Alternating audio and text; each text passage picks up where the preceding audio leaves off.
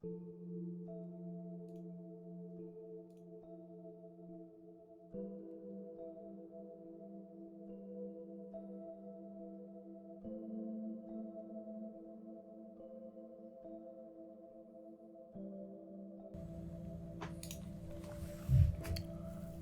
had been holding on to 2 DMT rocks for a couple of months, waiting for the right time to use them.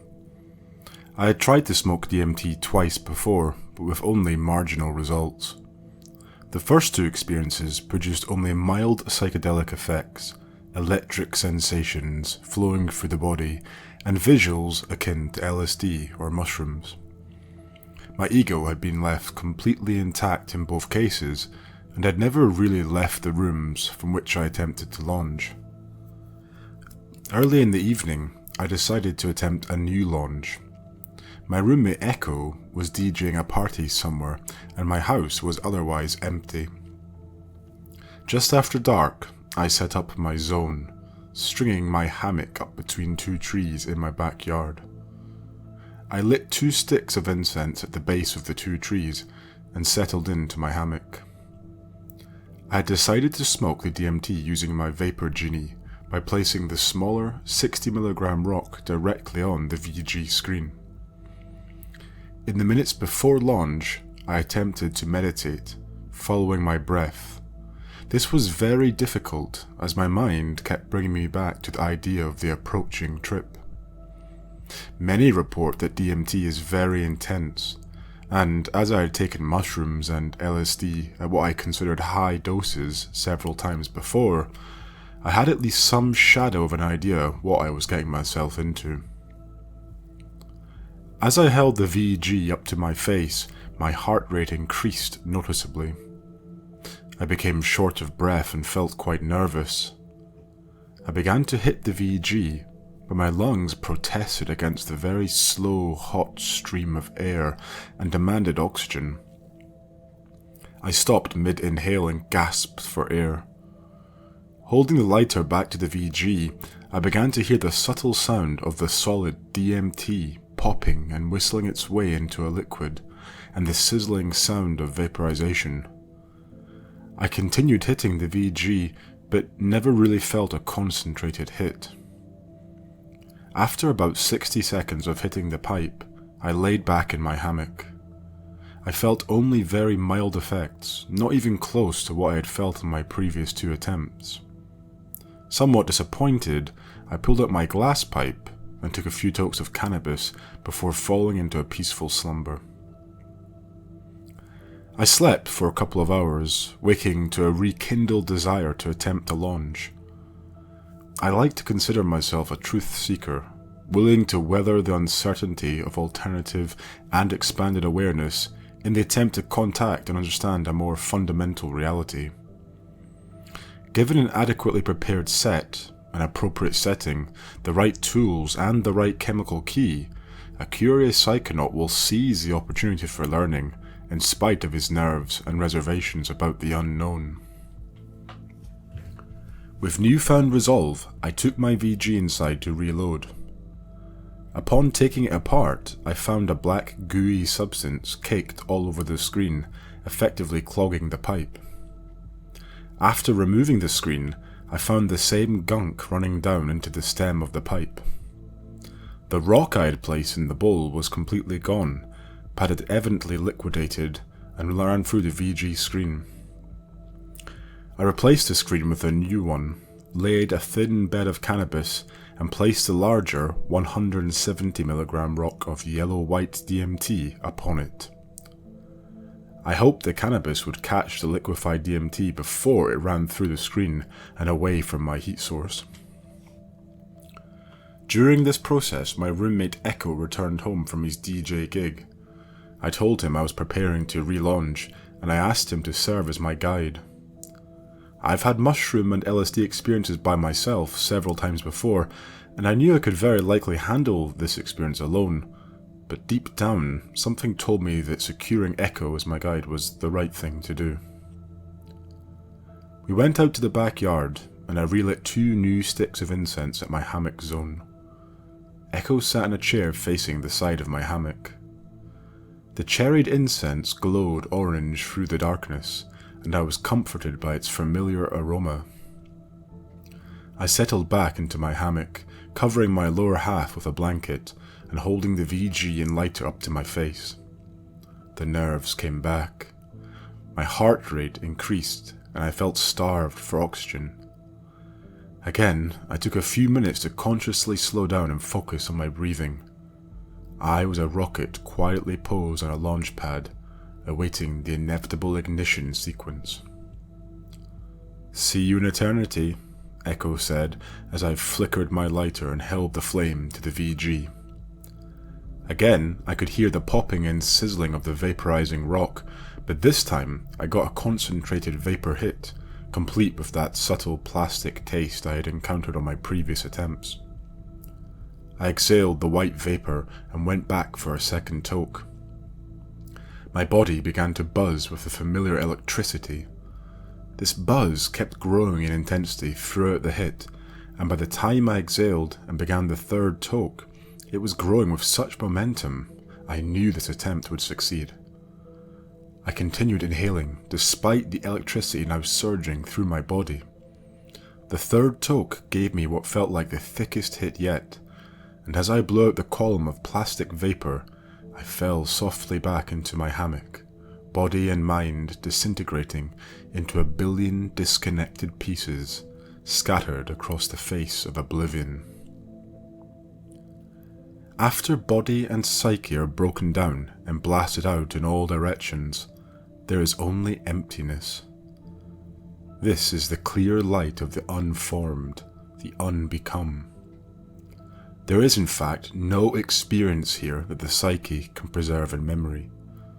This state coincides with the death of the ego and a discontinuity of recorded experience.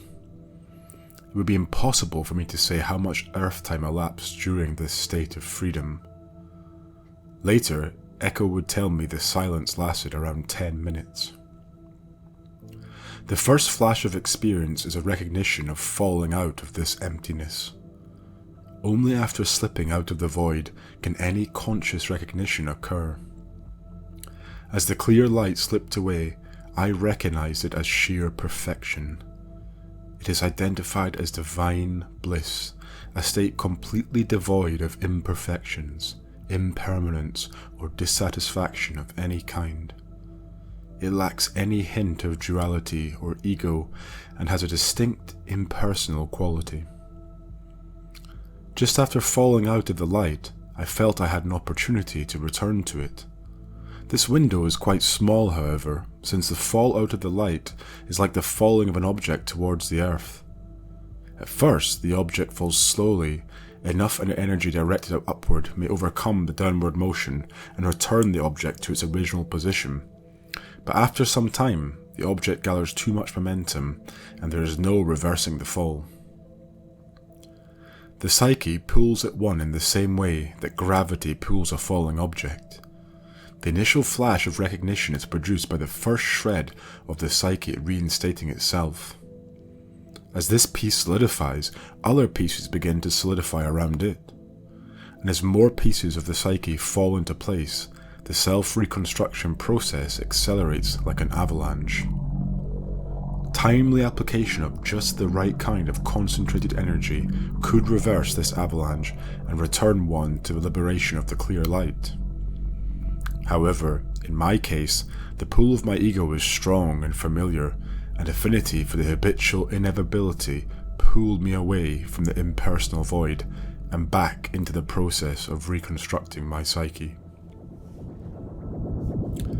Almost the same instant that I realized what was happening, I knew that I had fallen past the point of no return. The momentum of my fall back into the ego was too strong to overcome. I began to fall through a sea of imagery collected during my current life.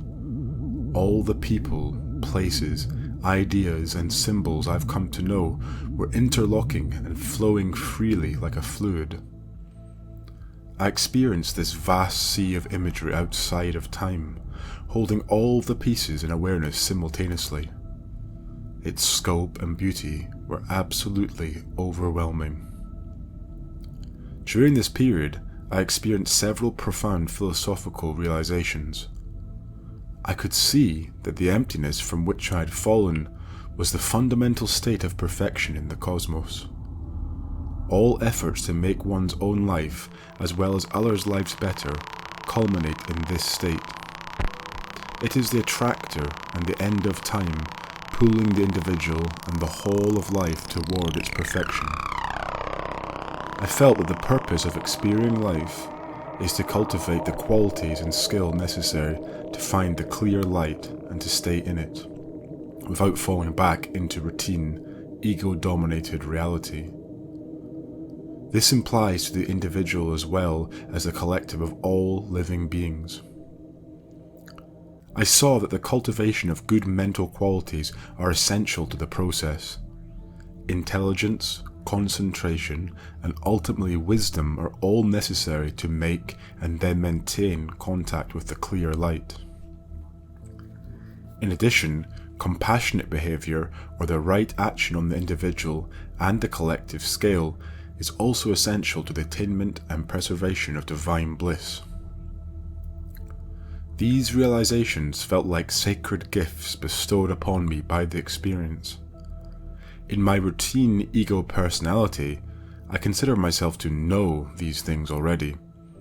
I attempt to study and understand the teachings of the Buddha and practice meditation, although the turbulence of life often distracts me from these efforts, and too often I find myself wrapped in the business of seeking out sense pleasures. Experiencing the falling from the clear light and relearning the significance and purpose of spiritual endeavors like this cultivation of good mental qualities and the performing of right actions on some very deep and real level of my psyche are invaluable. This kind of intensely felt experience serves to keep me in touch with what is most important in life and what is the closest expression of my true, unimpeded nature. After descending through the glistening sea of symbols and imagery, I began to encounter some turbulence. As the psyche reconstructs itself, it becomes more and more fixed and solid, in contrast to the complete lack of form of the void and the flowing, fluid nature of the sea of imagery. There is a tension felt around the crystallized parts of the psyche as the more fluid parts flow by, lapping and swirling into turbulent eddies.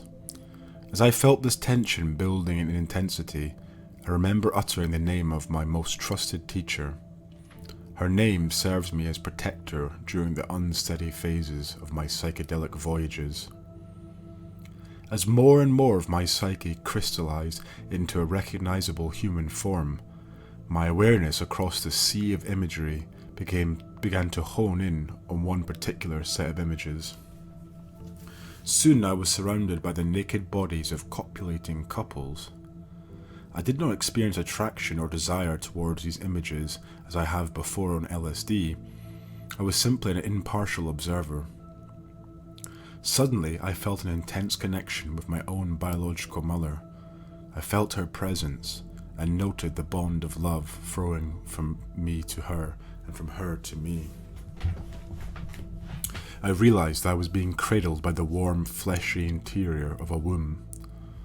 I sat up in my hammock, pulling myself into the fetal position. I could see my physical surroundings for the first time, but I was bathed in softly enchanting red, purple, and blue light. Soon I felt the enchanting light slipping away, leaving in its place a deep sense of renewed purity. I had been reborn. Then I wept and wept with joy and gratitude. I was back. Between sobs of joy, I managed to articulate, "Thank you, Echo." I don't know how to explain to him how helpful and critical his quiet, grounded presence was to my experience. The role of the psychedelic guide is complex and beautiful. Somehow his grounded, non-doing presence serves to facilitate the smooth passing of the voyager through the various phases of the experience. I silently honoured my earlier intuition to request his service as guide to my session. Gradually, my sobs became more like laughter. The distinction is subtle anyway. I was awed by the eerie familiarity of the entire death and rebirth process, as if I had experienced it countless times before.